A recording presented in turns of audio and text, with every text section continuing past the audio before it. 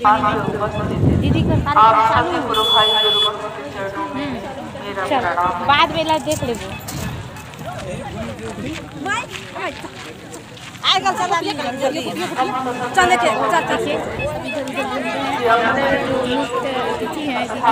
कार्यक्रम को से हमने जितने सारे लोग इकट्ठा हुए हैं उनका प्रोग्राम चालू हो गया है, कार्यक्रम चालू हो गया है।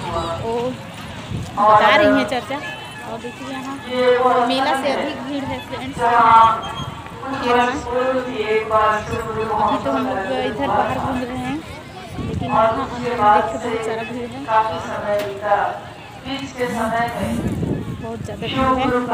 करने वाले गुरु भाई गुरु बहनों ने गांव-गांव जाकर तो अब चर्चा सुनेंगे। साहब से कहियानंद कर सकते सब तक पहुँचाया है। तो इतने 5 तत्वों को तो हम देख नहीं पाते इन आँखों से। हवा देखिए, हवा से हमारे प्राण चलते हैं, हम सांस लेते हैं, सांस छोड़ते हैं तो हमारा जीवन चलता है। यानी हवा तो हर जगह है, लेकिन हम इस हवा को देख नहीं पा रहे। तो जब इन 5 तत्वों को भी हम नहीं देख पा रहे तो इसको बनाने वाले यानी वो महादेव, गृहस्थों के भी साकार आदर्श है महादेव।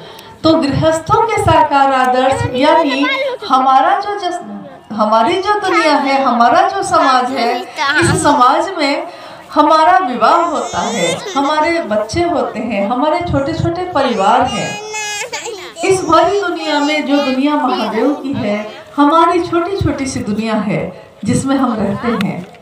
तो गृहस्थों के भी साकार आदर्श महादेव हैं। महादेव की तस्वीरों में हम देखते हैं कि महादेव बैठे हैं, माँ पार्वती बैठी हैं, उनके पुत्र गणेश बैठे हैं, उनके पुत्र कार्तिक बैठे हैं। लेकिन उन तस्वीरों में हम देखते हैं कि सब के सब शिव भाव में बैठे हैं। शिव भाव में यानी सबकी प्रवृत्ति अलग है, सबके गुण अलग हैं, सबकी सवारियां अलग हैं, अलग अलग कारण से पूजे जाते हैं। महादेव तो ईश्वरों के भी ईश्वर हैं, महेश्वर हैं। माँ भगवती शिव की इच्छा का प्रतिफल है, शिव की ऊर्जा, शिव की शक्ति है। शिव के एक पुत्र देवताओं के सेनापति कहे गए यानी कार्तिकेय, शिव के एक पुत्र गणेश जिनकी पूजा धरती पे होती है। किसी भी पूजा में प्रथम पूजा गणेश की होती है। देखिए, सबके गुण अलग, सबकी प्रवृत्ति अलग, सबका कारण अलग, लेकिन शिव के भाव में जब बैठे होते हैं तो सब के सब उसी तरह शांत भाव से बैठे होते हैं। यहाँ तक कि उनकी सवारियाँ जो हैं, महादेव की सवारी है बसहा बैल, माँ भगवती की सवारी है शेर, कार्तिकेय की सवारी है मोर, गणेश की सवारी है चूहा और सांप तो शिव के गले में ही धारण है। और दुनिया में शेर बैल को खाता है यानी भोजन है, उसका स्वभाव है कि भोजन है तो वो खा जाएगा। तो शेर बैल को खाता है, सांप चूहे को खाता है, मोर सांप को खा जाता है। लेकिन शिव भाव में जब वो बैठे हैं तो सब के सब अपना जन्मजात स्वभाव भी भूलकर बैठे हैं। हमारा आपका जन्मजात स्वभाव क्या है? शिव की शिष्यता हमारे आपके इसी जन्मजात स्वभाव को सामने लाने का माध्यम है।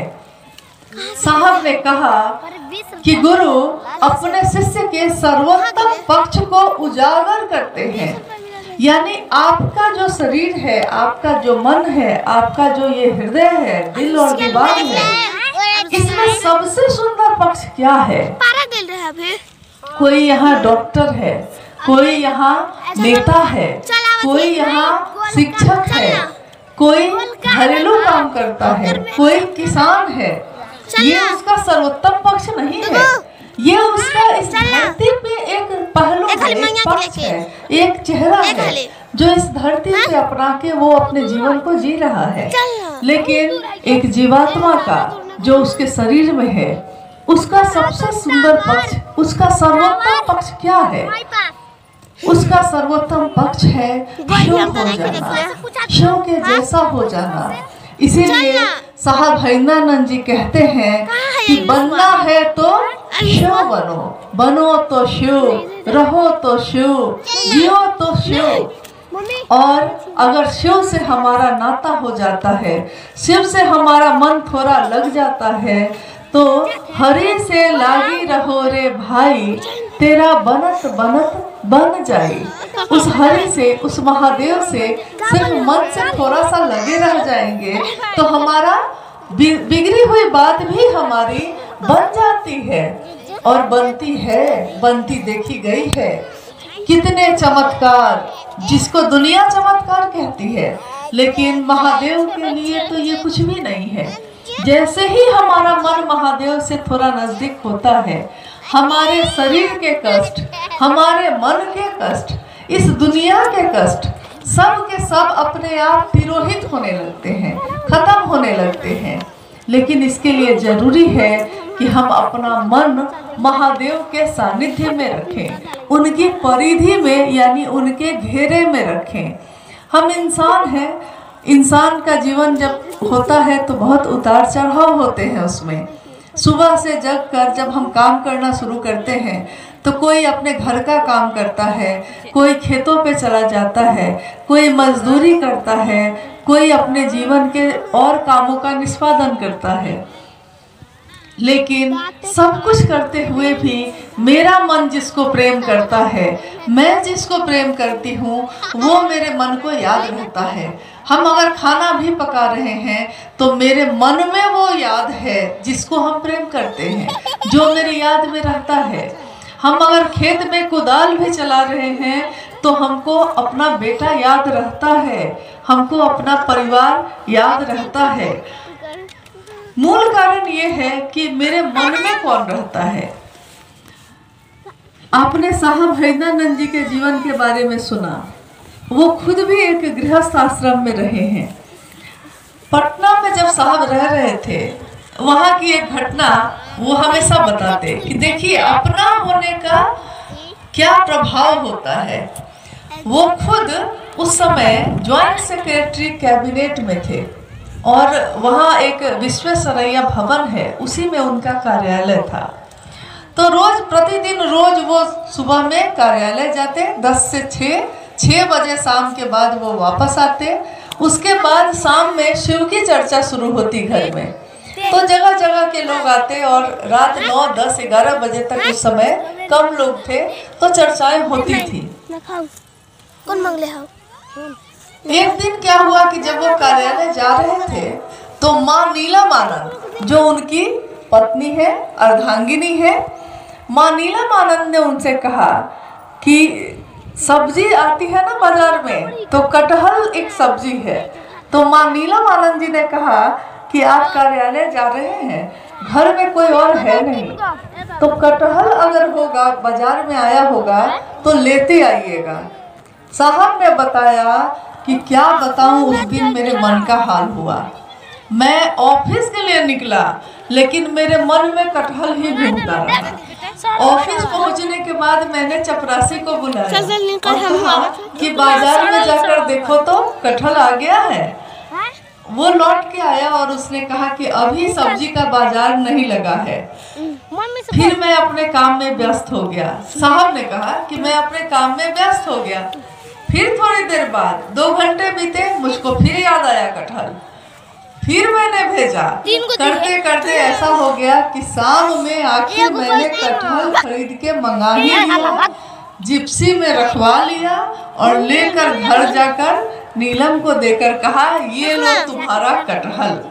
तो साहब ने कहा कि वो कटहल मेरे मन में नहीं घूम रहा था, क्योंकि नीलम ने कहा था।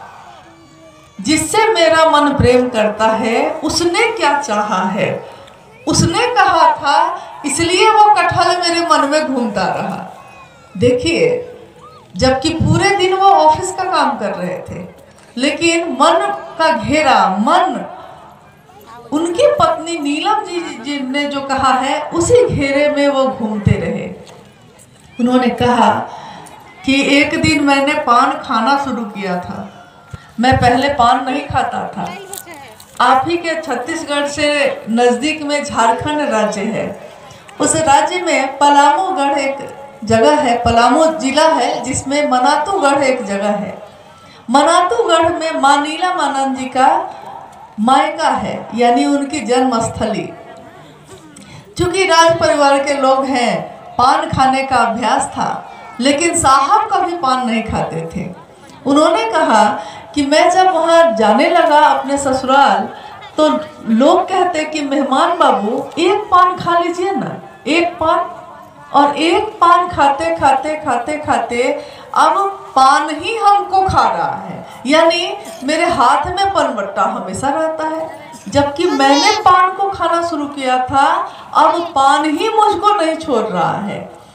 ठीक उन्होंने कहा कि ऐसे ही जो शिव की बात शुरू करता है, लोग कहते हैं कि हम कैसे समझेंगे कि महादेव मेरे गुरु हो गए, महादेव के हम शिष्य हो गए। साहब ने कहा कि महादेव की बात तो करनी शुरू कीजिए, एक बार शुरू करिएगा, उसके बाद तो महादेव ही आपको पकड़ लेंगे।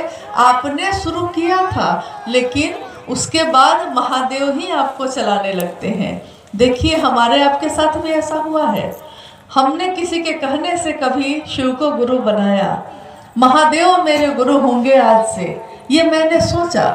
और धीरे धीरे महादेव से दया मांगनी शुरू की, महादेव की चर्चा करनी शुरू की, महादेव को नमन करने का प्रयास करना शुरू किया। इतना ही किया था, लेकिन मन अब ऐसा हो गया है कि दुनिया में कहीं भी जाऊं महादेव ही याद रहते हैं। कहीं भी किसी के साथ बैठे हुए भी, यानी कहीं भी संतुष्टि नहीं है। मृग तृष्णा कहते हैं। आप जंगल के रहने वाले लोग हैं, आपने हिरन देखा होगा, कहीं ना कहीं तो देखा होगा हिरन, मोर, हिरन, ये सब तो देखा ही होगा। हिरन के नाभि में कस्तूरी होता है, उसमें से सुगंध निकलती है, लेकिन वो सुगंध इतनी अच्छी होती है, इतनी बढ़िया होती है कि वो हिरन उसको खोजता रहता है पूरे जंगल में, कहाँ से गंध आ रही है। वो हिरन खोजता रहता है जंगल में घूम घूम कर कि ये कस्तूरी की गंध आ कहाँ से रही है उसकी नाभि में ही, लेकिन उसको पता नहीं है। तो उस महादेव को जो हम मंदिरों में ढूंढते हैं, बाजारों में जाते हैं, तस्वीरों में ढूंढते हैं, शिवलिंग में ढूंढते हैं, है वो हर जगह, कण कण में है, लेकिन सबसे पहले तो हमारे आपके हृदय में ही है, हमारे आपके मन में ही है। लेकिन वहाँ पे हम अपने महादेव को कभी नहीं ढूंढते। और वो महादेव अगर गुरु भी हो जाए, तो इससे सुंदर बात तो जीवन में और कुछ भी नहीं हो सकती। क्योंकि जीवन में हमने बहुत कुछ चाहा है, लेकिन हमको नहीं मिला। हमने अच्छा से अच्छा चाहा, नहीं मिला। हमने हमेशा सुखी होना चाहा, दुख ही दुख मिलते रहे। हमने हमेशा स्वस्थ होना चाहा, लेकिन बीमार होकर हॉस्पिटल पहुंच जाते हैं। हमने दुनिया में हमेशा अच्छी चीज़ की कामना की, लेकिन अक्सर अच्छी चीज़ नहीं मिलती, हमेशा दुख मिलता है। लेकिन एक चीज़ हम लोगों को बैठे बैठे सबसे अच्छी मिली, सबसे सुंदर मिली। वो चीज़ क्या है? वो है शिव गुरु की शिष्यता। शिव का शिष्य भाव हमारे दिल में है। ये सबसे बड़ी संपत्ति है। कहते हैं कि दूसरी संपत्ति कोई लूट सकता है, छीन सकता है, मेरे मर जाने के बाद लोग आपस में बांट सकते हैं, लेकिन ज्ञान का दान एक ऐसा दान होता है, ज्ञान का दान ही सबसे बड़ा है, जिसे कोई ना लूटे। ज्ञान का दान इतना जुड़ाव आपका आध्यात्मिक, आपका ऐक्य उस शिव से सुनिश्चित हो, शिव से लगा हुआ रहे। तो अब रही बात कि अगर कोई ऐसे हैं गुरु भाई के नाम पे या गुरु बहन के नाम पे, अगर आपके क्षेत्र में कोई भी ऐसे व्यक्ति हैं जो शिव चर्चा के नाम पे बदनामी कर रहे हैं, क्योंकि शिव की चर्चा जागरण है, ये जगने की विधा है, ये और संकीर्णता में डूबने की विधा नहीं है। तो शिव की शिष्यता में ये जागरण जब होता है, तो हम इन चीज़ों को और ज़्यादा छोड़ते हैं। आस्था रखें, अंधविश्वास नहीं। आस्था बहुत अच्छी चीज है। आस्था यानी किसी एक के लिए